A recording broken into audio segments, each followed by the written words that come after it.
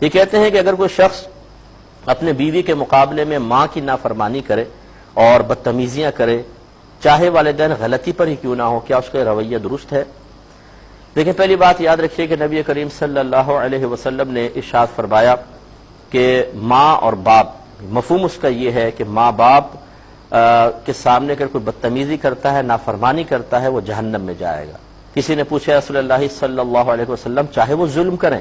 ارشاد فرمایا اگرچہ وہ ظلم کریں، اگرچہ وہ ظلم کریں، اگرچہ وہ ظلم کریں۔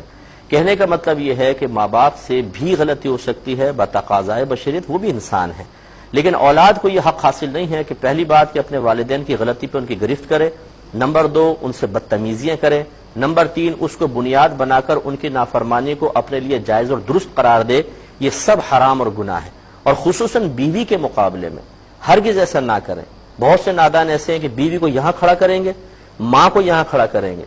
اب ماں اگر بول رہی ہے اور بیوی بول رہی ہے، بیوی جب بولے گی تو خاموش ہو جائیں گے، اس کو بولنے دیں گے، اور جب ماں بولے گی خود بیچ میں آ جائیں گے، امی آپ ایسا نہ کریں، امی آپ بہت بولتی ہیں۔ ارے بھائی نکھٹو اور بدھو انسان، اگر 2 عورتیں لڑ رہی ہیں، 2 سپر پاور ٹکرا رہی ہیں تو تم درمیان سے نکل جاؤ، کرنے دو، چلو پھر بعد میں مل کے بیٹھ جائیں گے، لیکن آپ خود بیچ میں آ کر اپنے آپ کو تباہ و برباد کر رہے ہیں۔ اس کے لیے ایک واقعہ سماعت فرما لیں مختصر سا۔ ایک علقمہ نامی نوجوان تھا جو نبی کریم صلی اللہ علیہ وسلم کے دور مبارکہ میں تھا، اور اس کی عبادت کے بڑے چرچے تھے، لیکن جب اس کا انتقال ہونے لگا تو اس کی زبان پہ کلمہ جاری نہیں ہو رہا تھا۔ تو رحمت کونین صلی اللہ علیہ وسلم کی بارگاہ میں جب یہ معاملہ پیش کیا گیا تو آپ نے ارشاد فرمایا کہ کیا اس کے ماں باپ میں سے کوئی ایک زندہ ہے؟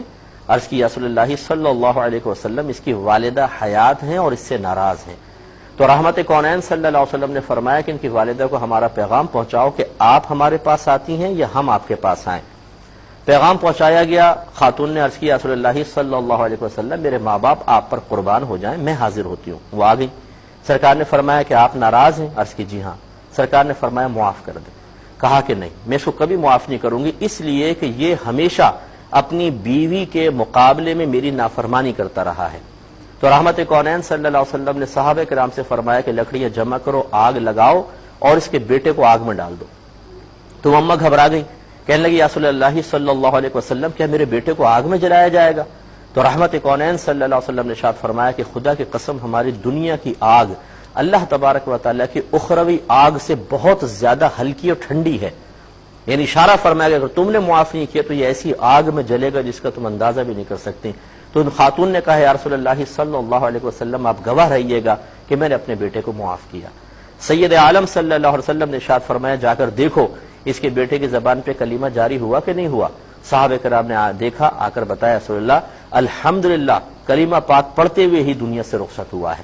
اس کے بعد نبی کریم صلی اللہ علیہ وسلم نے ایک مختصر سا خطبہ دیا جس کا مفہوم یہ ہے کہ جس سے ہو سکے اپنی ماں کے ساتھ اچھا سلوک کرے، اور اگر کبھی ماں ناراض ہو جائے تو جیسے بھی ہو اس کو راضی کرے، کیونکہ جب تک ماں ناراض رہے گی اللہ تبارک و تعالیٰ اس شخص کا نہ فرض قبول کرے گا نہ نفل۔